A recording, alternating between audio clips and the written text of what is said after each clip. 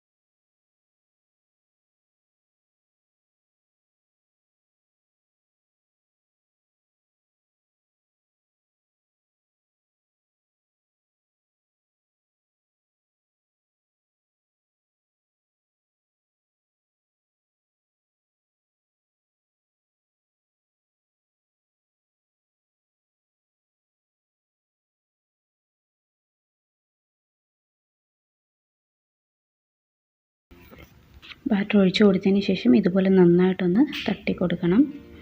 Air ബബിൾസൊക്കെ പോകാൻ വേണ്ടിയിട്ടാണ് നമ്മളിതുപോലെ ഒന്ന് തട്ടി കൊടുക്കുന്നത്. ഇനി ഇതിന് മുകളിൽ ഞാൻ കുറച്ച് ക്രാൻബെറീസ് ഇട്ട് കൊടുക്കുന്നുണ്ട്. നിങ്ങളുടെ കയ്യിൽ ആപ്പിൾ ബാക്കിയുണ്ടെന്നുണ്ടെങ്കിൽ ഇങ്ങനെ ചെറുതായിട്ട് കട്ട് ചെയ്തിട്ട് കൊടുക്കാമെന്നാണ്. എൻ്റെ കയ്യിൽ ആപ്പിൾ ഇല്ലാത്തതുകൊണ്ടാണ് ഞാൻ ബെറി ഇട്ട് കൊടുക്കുന്നത്.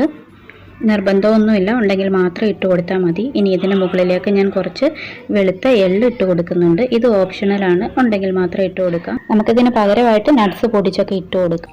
ഇനി നമുക്കിതൊന്ന് വേവിച്ചെടുക്കണം.